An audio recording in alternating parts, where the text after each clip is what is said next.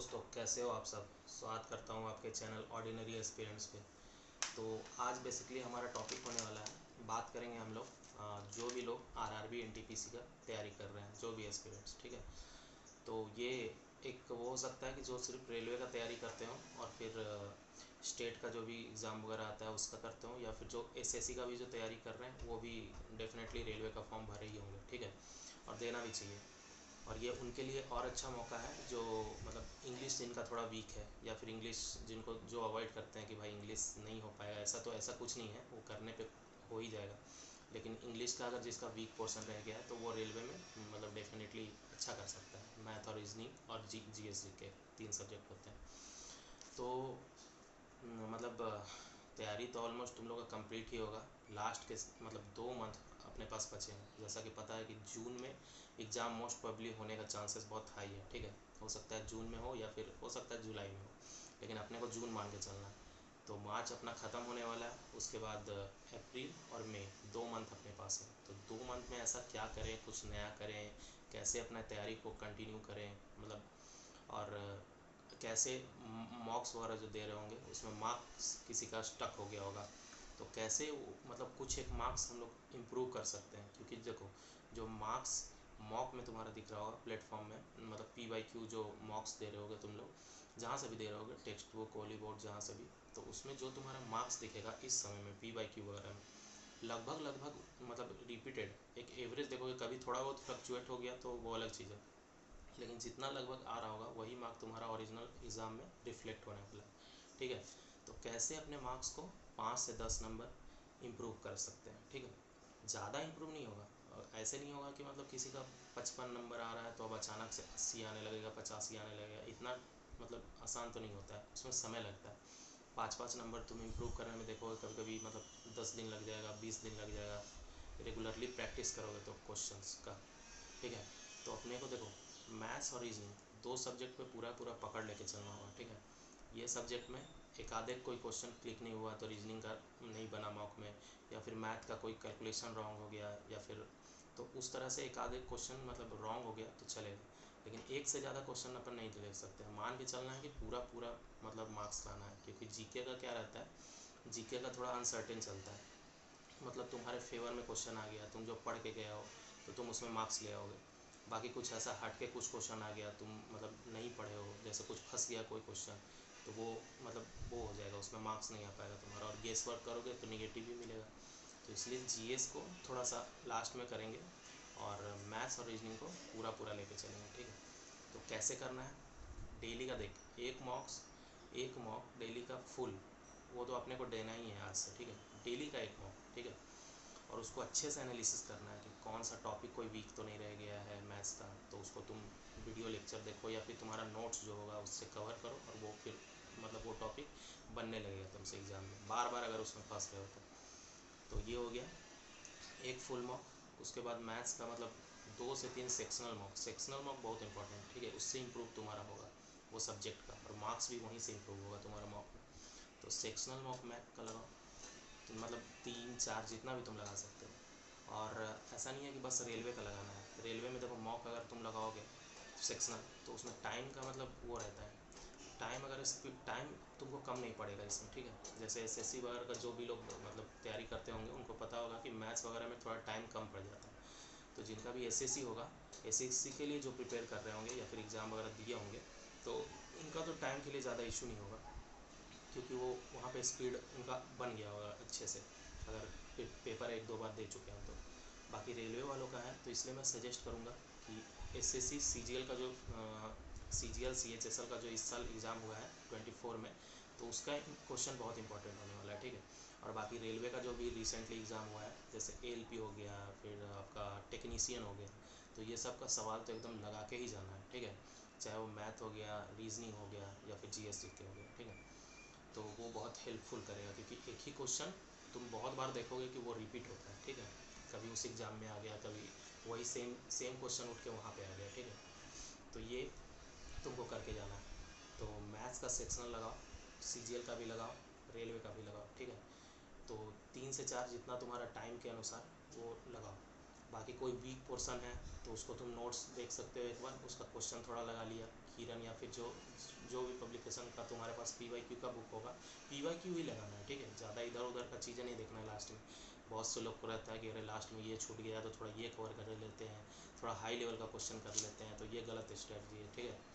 वो एग्ज़ाम में तुम्हारा फिर मार्क्स में नहीं कर, क्योंकि वैसे क्वेश्चन आएंगे नहीं हार्ड टाइप का, वो एक आधे कोई रहता है तो अलग चीज़ है, लेकिन वैसा क्वेश्चन आएगा नहीं और तुम उस पर बहुत ज़्यादा एफर्ट डाल रहे हो लास्ट में, तो उससे ये होगा कि जो तुम्हारा आता है उसमें भी स्पीड कम हो जाएगा, या फिर कुछ ऐसा भूल जाओगे, आसान सवाल भी नहीं बन पाए। तो वो नहीं करना है, जो कर रखे हो उसी को करना है, बार बार रिपीट करना है, ठीक है, लास्ट समय में। और रीजनिंग के लिए है कि रीजनिंग अगर तुम्हारा अच्छा है तो रीजनिंग को तुम बहुत ज़्यादा टाइम मतलब नहीं दे सकते हो, ठीक है। अच्छा है तो उसमें मतलब बहुत ज़्यादा टाइम दे के कोई फ़ायदा नहीं है, ठीक है। एक आधे कोई क्वेश्चन नहीं बना एग्ज़ाम में तो वो बहुत लोग से नहीं बनेगा, क्योंकि कुछ उसमें कुछ ऐसा ट्रिक है जो वहाँ पे क्लिक नहीं किया, या फिर कुछ ऐसा हार्ड ट्रिक है, कुछ अलग टाइप का ट्रिक है हटके, तो वो नहीं बनेगा, तो उसके पीछे नहीं भागेगा ज़्यादा। तो रीजनिंग के लिए एक सेक्शनल, 2 सेक्शनल मॉक ड्रिल ये बहुत हो गया, ठीक है। फिर उस पर बाद आते हैं सबसे मतलब जिसको मतलब हार्ड मानते हैं लोग एक्सपीरियंस, और जनरली वो होता भी है GS के, ठीक है। तो उसमें तुमको ये करना है कि नोट्स तुम एक जो बना रखे होगे अपना प्रिपरेशन के दौरान, तो उसको बार बार रिपीट करना है चीज़ें। रिपीट नहीं करोगे तो जो क्वेश्चन तुमको आता भी होगा वो भी हो सकता है तुम भूल जाओ एग्ज़ाम में, तो बार बार रिपीट करना है, ठीक है। और इस समय ज़्यादा लेक्चर्स वगैरह के पीछे नहीं भागना है, वीडियो लेक्चर, ठीक है। वीडियो लेक्चर देखोगे समय वेस्ट होगा, उससे अच्छा है नोट्स को बार बार रिवाइज़ करो। और जो भी तुम्हारे PYQ का तुम्हारे पास जो बुक होगा उसको लो, और मतलब 50 क्वेश्चन, 100 क्वेश्चन एक दिन में, हर दिन का, ठीक है, डेली करना है ये चीज़, हर दिन उसको गो थ्रू करना है, तब तो चीज़ें मतलब दिमाग में लर्न होगा, वो चीज़ें याद रह जाएगी तुम्हें एग्ज़ाम तक। तो GK को ऐसे कर सकते हो। बाकी कोई टॉपिक अगर तुम इग्नोर कर रहे हो, जैसे कोई भी मतलब डेट्स वगैरह इग्नोर कर रहे हो, कोई भी रिवर्स ट्रिवर्ट्री का कुछ मतलब इग्नोर कर रहे हो, वो बार बार आ रहा है तुम बना नहीं पा रहे हो मॉक में, आर्टिकल इग्नोर कर रहे हो कि ऊपर ऊपर पढ़ लिया और ज़्यादा आर्टिकल पढ़े नहीं, तो ये सब सवाल छूटना नहीं चाहिए। ये सब अच्छे से कर लो, पढ़ लो उस टॉपिक को, तो सवाल फिर तुमसे बनेगा एग्ज़ाम में। तो ये कर लेना है, तीनों सब्जेक्ट का इस तरह से कवर कर सकते हो। और इस तरह से अगर कवर करोगे तो जो तुम मॉक दोगे फाइनल वाला, तो उसमें तुम देखोगे कि कुछ समय बाद अगर डेली कर रहे हो, जो मैंने बताया है डेली प्रैक्टिस कर रहे हो, तो मॉक में मार्क्स तुम्हारा इम्प्रूव होगा, ठीक है, डेफिनेटली इम्प्रूव होगा।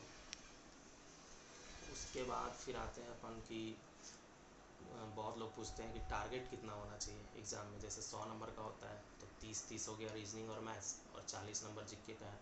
तो टारगेट अपने को ये लेके चलना है, जैसे मैथ्स और रीजनिंग में लगभग पूरा होना चाहिए, ठीक है। तो 60 नंबर का है तो चलो 5 नंबर हटा लेते हैं, 55 नंबर, 55 अप्रॉक्स तो आना ही चाहिए ये दोनों सब्जेक्ट मिला के। उसके बाद वहाँ से 40 जो नंबर है उसमें तुम 25 नंबर भी ले आते हो, तो 55 और 25 80 नंबर तुम्हारा हो जाएगा। तो 80 प्लस टारगेट तो लेके चलना ही है, ठीक है।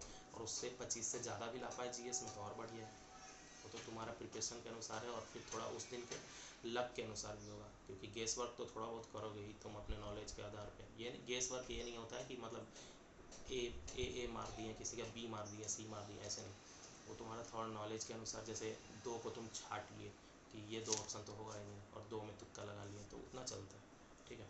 तो उस तरह से गेस वर्क कर सकते हो, या फिर कोई नाम तुम सुने नहीं हो कि नहीं नहीं ये तो नहीं होना चाहिए, इसके बारे में ये होगा, तो कभी दिख जाएगा तुमको क्वेश्चन में, ठीक है, अगर अच्छा से प्रिपेयर किए हो तो उस तरह से कर सकते हो। तो मतलब इस तरह से 80 प्लस टारगेट लेके चलना होगा, क्योंकि अभी का तुम देख रहे हो, कोई भी एग्ज़ाम तुम देख लो, कोई भी एग्ज़ाम में मतलब पिछला जो कट ऑफ आया होगा उससे बढ़ के ही आ रहा है हर साल, ठीक है। तो तुम प्रीवियस ईयर कट ऑफ पे भी लाई नहीं कर सकते हो, मतलब रिलाई नहीं कर सकते हो, तुमको ऊपर ही लेके चलना पड़ेगा। तो 80 प्लस लेके चलो, और बाकी अलग अलग शिफ्ट होगा तो नॉर्मलाइजेशन का भी बेनिफिट मिलेगा, अगर हार्ड पेपर होगा तो, ठीक है। आसान पेपर है तो और थोड़ा ज़्यादा है, 5 नंबर तो और बढ़िया है, और हार्ड पेपर है तो 5 नंबर कम भी आया 75 तो भी चलेगा, ठीक है, हार्ड पेपर है तो इस तरह से तुम पूरा कवर कर सकते हो। और लास्ट के समय में देखो, निगेटिव नहीं होना है, ठीक है। बहुत लोग क्या होता है कि मार्क्स कम आया, या फिर कोई उसका फ्रेंड सर्कल में है, या फिर कोई अड़ोस पड़ोस में कोई भी मतलब उतना जानता भी नहीं है, फिर भी तुमको डिमोटिवेट करेगा कि अरे तुम्हारा तो इतना ही मार्क्स आ रहा है, या फिर तुम्हारा कंप्लीट नहीं है सिलेबस, तो हो सकता है नहीं होगा तुम्हारा, ये वो बहुत सारा थाट्स आएगा, खुद भी तुमको आएगा कि शायद नहीं होगा ये वो।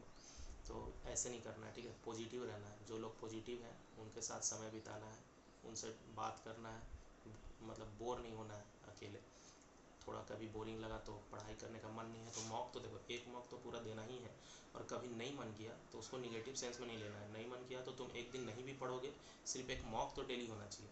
बाकी तुम नहीं भी पढ़े, किस दिन नहीं मन कर रहा है तो चल जाएगा, कोई दिक्कत नहीं है, ठीक है। लेकिन उसको ज़्यादा लोड नहीं लेना है कि अरे रे हम तो पढ़ नहीं पा रहे हैं, मन नहीं कर रहा है तो कैसे हो, ऐसे नहीं। पॉजिटिव रहना, कॉन्फिडेंट रहना बहुत ज़रूरी है लास्ट के समय में, ठीक है।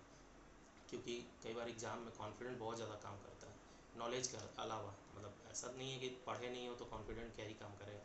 पढ़ने के अलावा, नॉलेज के अलावा कॉन्फिडेंट जो बच्चा है वो ज़्यादा स्कोर करेगा, रैदर देन कि जो बहुत ज़्यादा निगेटिव है या फिर जो डरा हुआ है वो कम स्कोर करेगा नॉलेज के अलावा भी, ठीक है। क्योंकि पैनिक हो जाओगे एग्ज़ाम में तो दिक्कत करेगा वो चीज़, ठीक है। तो ठीक है, इस तरह से कवर कर सकते हो। बाकी और कोई डाउट रहेगा तो कमेंट करना तुम लोग कमेंट बॉक्स में, उसका रिप्लाई दूंगा। बाकी मिलते हैं नेक्स्ट वीडियो में। Be focused, have confidence and get success, यही रहेगा